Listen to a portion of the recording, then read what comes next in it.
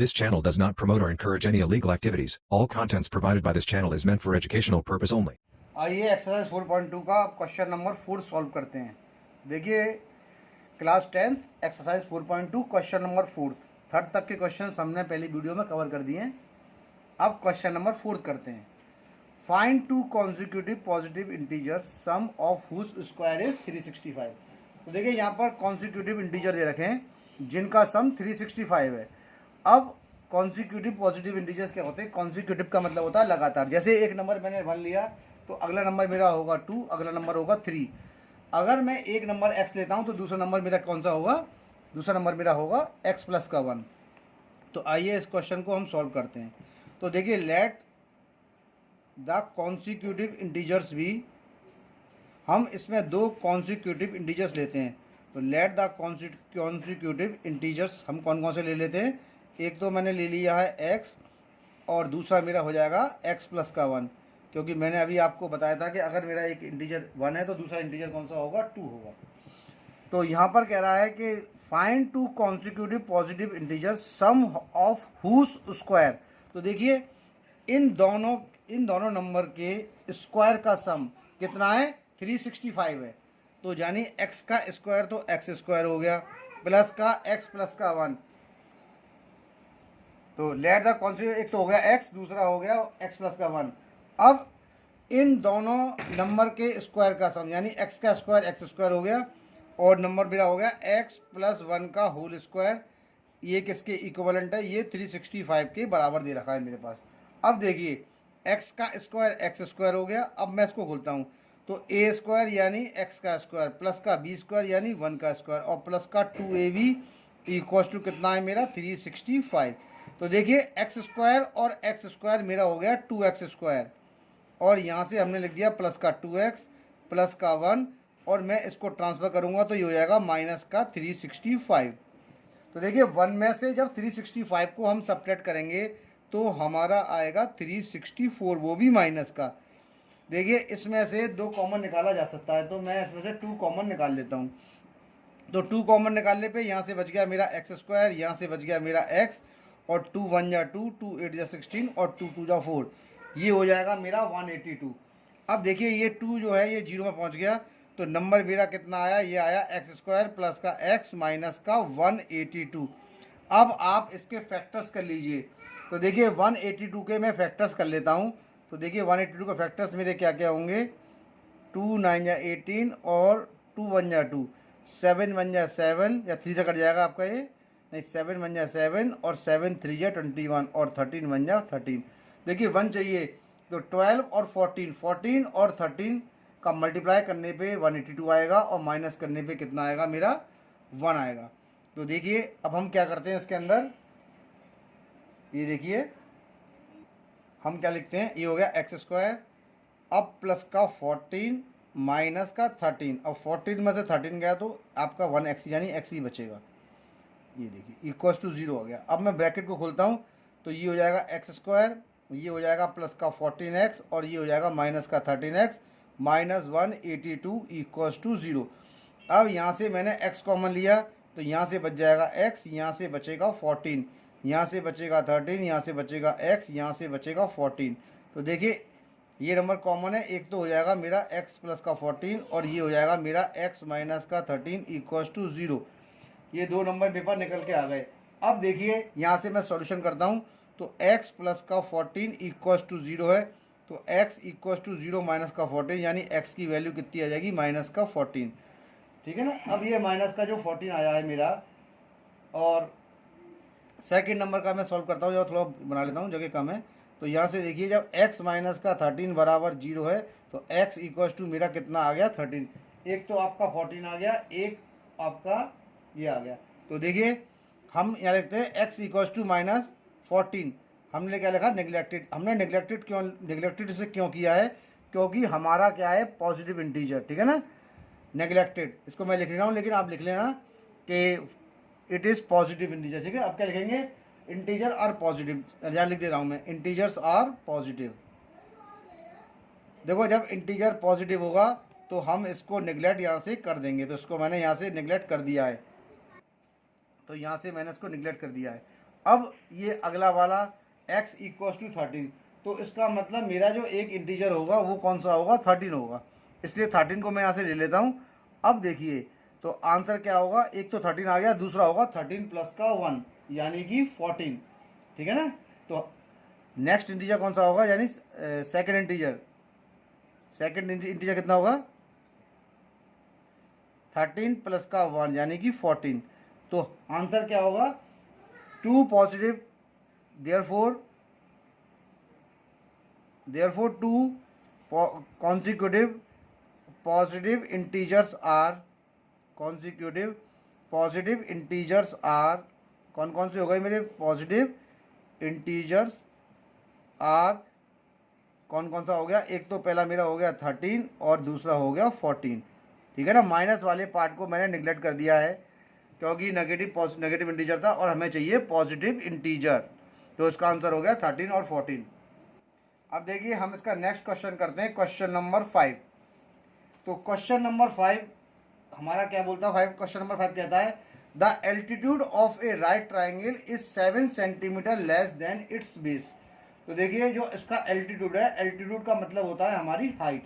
अगर right angle triangle में हम बात करते हैं तो लाइए मैं इसकी फिगर भी बना देता हूँ। The altitude of a right angle triangle, देखिए ये हमारी राइट एंगल ट्राइंगल की फिगर है। राइट एंगल ट्राइंगल जो होता है वो इसमें एंगल एक 90 का होता है, तो ये 90 डिग्री का है। इसको मैं मानता हूँ ए, इसको मानता हूँ मैं बी, इसको मान लेता हूँ मैं C. The altitude of a right angle triangle is 7 centimetre less than its base. अब हमारे पास बेस तो गिवन नहीं है, देखिए ये इसका बेस है। अगर मैं इसको बेस मानता हूँ x और एल्टीट्यूड बेस से कितना कम है, 7 कम है, तो यहाँ पर मैं लिख देता हूँ x माइनस का 7, ये x सेंटीमीटर हो गया, 7 हो गया। And hypotenuse is 13 centimetre, hypotenuse 13 centimetre है। तो फाइंड द अदर 2 साइड्स। अब इसमें अदर 2 साइड्स निकालनी है। तो देखिए सॉल्यूशन में हम क्या लिखते हैं, let the base of the right angle triangle, let the base of the right angle triangle be x centimetre. कितना माना, triangle be x centimetre. Then its altitude is x minus का 7 सेंटीमीटर, क्योंकि altitude जो है वो base से कितना कम है, वो बेस से हमारा 7 कम है। अब देखिए मैं इसका सॉल्यूशन करता हूँ। आप सब लोगों ने पाइथागोरस थ्योरम पढ़ी हुई है, तो पाइथागोरस थ्योरम हमसे क्या कहती है, अप्लाइंग पाइथागोरस थ्योरम, यानी कि अप्लाइंग पाइथागोरस थ्योरम, क्योंकि पाइथागोरस थ्योरम से ये निकल जाएगा। अब देखिए पाइथागोरस थ्योरम हमारी क्या कहती है, पाइथागोरस थ्योरम के अकॉर्डिंग हाइपोटेनियस का square equals to base square plus का परपेंडिकुलर स्क्वायर। अब देखिए यहाँ पर आपका हाइपोटेनियस कौन सा है, हाइपोटेनियस हमारा AC है, तो हम क्या ले सकते हैं AC का स्क्वायर, और बेस कितना है मेरा, बेस है मेरा BC, तो ये BC का स्क्वायर हो गया, और परपेंडिकुलर कितना है मेरा BA, तो मैंने लिख दिया है BA का स्क्वायर। अब देखिए हाइपोटेनियस आपका 13 है, तो ये 13 का स्क्वायर हो गया। बेस मेरा कितना हो जाएगा x स्क्वायर, और BA कितना है मेरा x माइनस 7 का होल स्क्वायर। 13 का जो स्क्वायर होता है वो होता है 169, ये हो गया x स्क्वायर।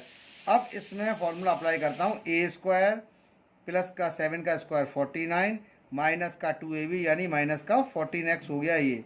तो यहाँ देखिए ये 169 है, x और x हो जाता है हमारा 2x स्क्वायर माइनस का 14x प्लस का 49। अब इस 169 को मैं इस तरफ ट्रांसफ़र कर रहा हूँ, यानी ये कितना हो जाएगा, मैं साइड चेंज कर रहा हूँ, 2x स्क्वायर माइनस का 14x प्लस का 49 माइनस का 169 इक्वल्स टू 0। तो यहाँ से देखिए ये हो जाएगा 2x स्क्वायर माइनस का 14x, और 169 में से 49 को माइनस करेंगे तो हमारा आएगा माइनस का 120।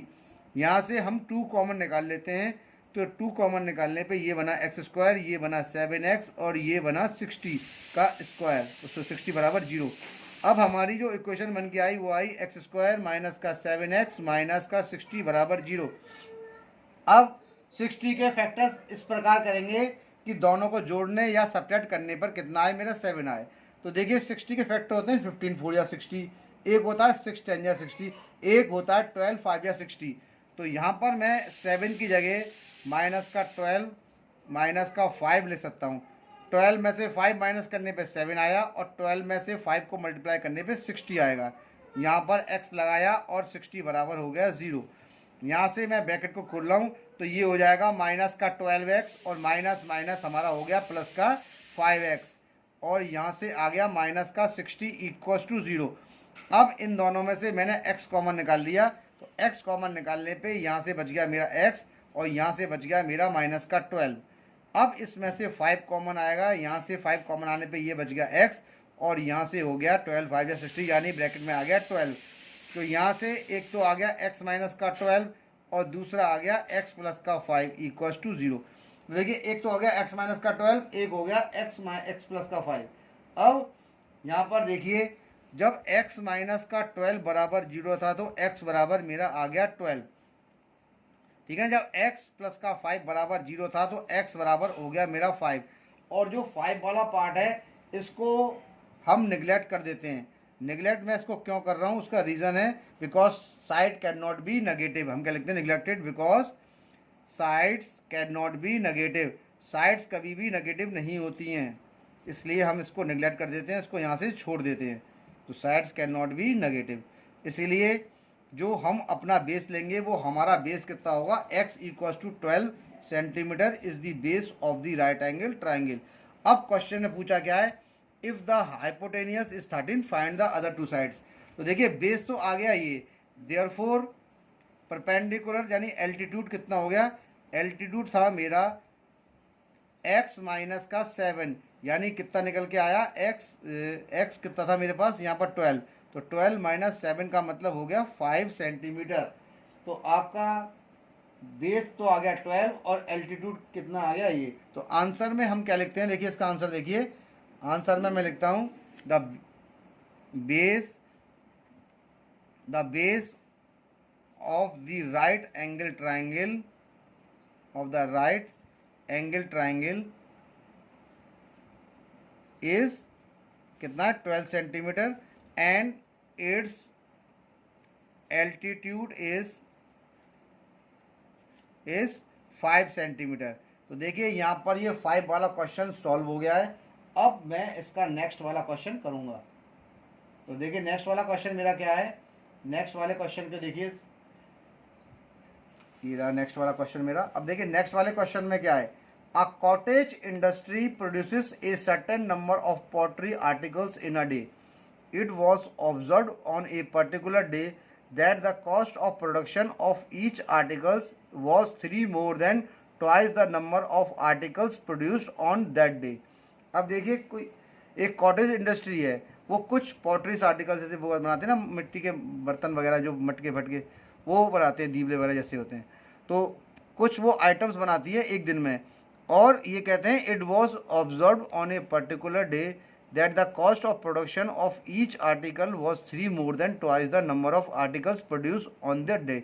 अब देखिए सपोज किया अगर आर्टिकल की प्रोडक्शन x है तो इसकी जो कॉस्ट आ रही है वो कितनी आ रही है, x का ट्वाइस करिए और उसमें 3 जोड़ दीजिए बस, क्योंकि ये कह रहे हैं the cost of production of each article was 3 more than twice the number of articles produce on that day. If the number of article produce हमने मान ली है x, तो इसकी कॉस्ट ऑफ प्रोडक्शन कितनी होगी, 2x प्लस का 3 होगी। और इन दोनों की जो कॉस्ट है, the total cost of production, देखिए articles into cost of production equals to 90, यानी आर्टिकल की कॉस्ट का और प्रोडक्शन की कॉस्ट, ठीक है ना, आर्टिकल्स और उसकी कॉस्ट का मल्टीप्लाई कर देंगे तो 90 के इक्विवेलेंट आएगा। तो देखिए अब इसको किस प्रकार से हम क्वेश्चन को करते हैं। तो मैं सबसे पहले लिखता हूँ let the number of article produce be x, let the number of articles produced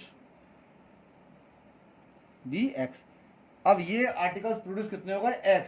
therefore cost of production of each article, therefore cost of production of each article, देखिए ईच आर्टिकल की जो कॉस्ट ऑफ प्रोडक्शन है वो कितनी होगी मेरी, वो होगी मेरी ₹2x प्लस का 3 के बराबर होगी। ये देखिए इसको ब्रैकेट को यहाँ से मैं क्लोज कर देता हूँ। तो ये कॉस्ट ऑफ प्रोडक्शन कितनी हो गई, 2x प्लस का 3 हो गई मेरी। अब आगे क्या कहते हैं कि it is given that total production is ₹90। तो it is given that cost of total production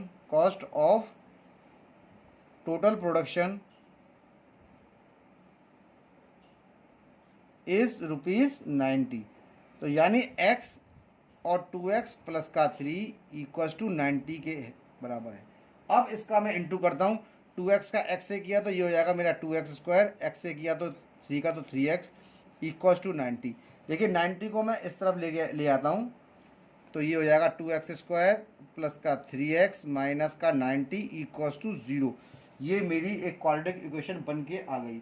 अब देखिए मैं फैक्टर करता हूँ, इसको फैक्टर करने के लिए 90 का हम 2 से मल्टीप्लाई करते हैं, तो 90 2 जा मेरा कितना होता है 180। अब 180 के फैक्टर्स ऐसे करने हैं जिनको जोड़ने या सब्ट्रैक्ट करने पे 3 आए। तो देखिए 180 के फैक्टर करता हूँ मैं, 2 से कट गया 90 बार, 2 से कट गया 45 बार, 3 से कट गया 15 बार, 3 से कट गया 15 5 बार, और 5 बन जा 5। तो देखिए इसके फैक्टर कैसे निकलेंगे, 5 3 या 15 और 3 2 या 6 और 6 2 या 12। अगर 15 में से 12 को माइनस करेंगे तो 3 आएगा, और 15 से 12 को मल्टीप्लाई करेंगे तो कितना आएगा मेरा 180 आ जाएगा। तो यहाँ पर मैं लिखता हूँ 2x² और ब्रैकेट के अंदर क्योंकि प्लस का साइन आ रहा तो 15 माइनस का 12 लिखा, यहाँ पर मैंने लगा दिया x माइनस का 90 इक्वल्स टू 0। अब मैं इसके ब्रैकेट को देखिए खोल रहा हूँ यहाँ पर, तो ब्रैकेट खोलने पे ये कितना हो जाएगा 2x², ये हो जाएगा 15x माइनस का 12x माइनस का 90 इक्वल्स टू 0। यहाँ से हम केवल x को कॉमन निकाल पाएंगे क्योंकि 2 और 15 में से कोई भी कॉमन नहीं आता। तो यहाँ से बच गया 2x और यहाँ से बच गया 15। यहाँ से मैंने आपका 6 कॉमन निकाला, तो यहाँ से बच जाएगा 2x और यहाँ से बच जाएगा प्लस का 15 इक्वल्स टू 0। देखिए एक तो आ गया मेरा 2x प्लस का 15 कॉमन, और दूसरा मेरा आया यहाँ से x और यहाँ से माइनस का 6। तो देखिए अब सबसे पहले 2x प्लस का 15 इक्वल्स टू 0, तो x की जो वैल्यू आएगी वो आएगी माइनस का 15/2। और देखिए जब x की वैल्यू माइनस का 15/2 आ रही है तो हम इसको निगलेक्ट कर देंगे, ठीक है ना, क्योंकि प्रोडक्शन ऑफ आर्टिकल्स, ठीक है ना, हम क्या लिखेंगे क्यों, as the number of article produce can not as the number of articles produced can not be negative, ये इसका रीजन है ना, कैन नॉट बी नेगेटिव, इसलिए हमने इसको यहाँ से निगलेक्ट कर दिया है। अब देखिए सेकंड वाली कंडीशन के अंदर मेरा यहाँ था x माइनस का 6 इक्वल्स टू 0, तो x इक्वल्स टू मेरा 6 आ गया, ये पॉजिटिव है, इसको हम ले सकते हैं।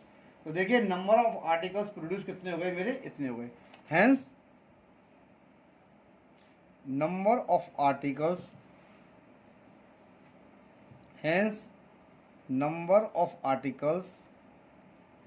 प्रोड्यूस्ड, ठीक है ना, इक्वल्स टू 6। अब देखिए इसमें उन्होंने find the number of article and the cost of each article, cost of each article. अब देखिए कॉस्ट ऑफ ईच आर्टिकल मेरी कितनी थी, वो थी मेरी 2x प्लस का 3, है ना, तो हम 2 से 6 का इंटू करेंगे और 3 जोड़ेंगे, तो 6 2 या 12 और प्लस का 3 इक्वल्स टू ₹15, ठीक है ना। तो एक दिन में 6 आर्टिकल प्रोड्यूस होते हैं और इनकी जो कॉस्ट होती है वो होती है ₹15, ठीक है। तो ये इसका सॉल्यूशन हो गया, यानी अब हमने क्वेश्चन नंबर 6 को भी सॉल्व कर दिया है। अब हम इसका 7th क्वेश्चन करते हैं। देखिए अब इसके जो एक्सरसाइज 4.2 थी उसके क्वेश्चंस हमारे पास केवल गिनती के थे 6, ये हमने 6 क्वेश्चन यहाँ पर सॉल्व कर दिए हैं। अब इसकी नई एक्सरसाइज हमारी स्टार्ट होगी 4.3, लेकिन मैं इस वीडियो को अब यहीं स्टॉप कर रहा हूँ क्योंकि मैं चाहता हूँ कि अब ये नेक्स्ट एक्सरसाइज जो होगी वो मेरी नेक्स्ट वीडियो में हो। तो यहाँ तक इस 6 क्वेश्चन तक मैंने इसके सारे सॉल्यूशंस कर दिए हैं। ये थी मेरी एक्सरसाइज नंबर 4.2। तो देखिए मुझे उम्मीद है कि आपको ये सारी वीडियोस पसंद आ रही होंगी और आपका जो बेसिक कॉन्सेप्ट होगा वो भी अच्छा हो रहा होगा, क्योंकि इसमें NCERT के हमने सारे क्वेश्चंस कर रखे हैं। जब हमारी ये NCERT की बुक कंप्लीट हो जाएगी तो उसके बाद हम RD शर्मा से भी क्वेश्चंस कराएंगे और आप लोग की एग्जामिनेशन की प्रिपरेशन भी अच्छी हो रही होगी। अब बोर्ड भी आने का समय हो चुका है बोर्ड का, क्योंकि अब की बार फरवरी में एग्ज़ाम होंगे और प्री बोर्ड हमारे हिसाब से दिसंबर या जनवरी के वीक में होंगे। तो आप अपने प्रिपरेशन करते रहिए। कोई भी डाउट्स हो तो आप मुझे कमेंट में लिख सकते हैं, मैं उसका सॉल्यूशन एक वीडियो के माध्यम से आपको प्रोवाइड करूँगा। तो अब ये इस वीडियो को हम यहीं स्टॉप करते हैं, क्योंकि क्वेश्चन नंबर 6 भी हो गया है और ये एक्सरसाइज भी कंप्लीट हो गई है। अब इसकी जो नेक्स्ट एक्सरसाइज होगी 4.3 वो मैं नेक्स्ट वीडियो में करूँगा। Till then bye bye.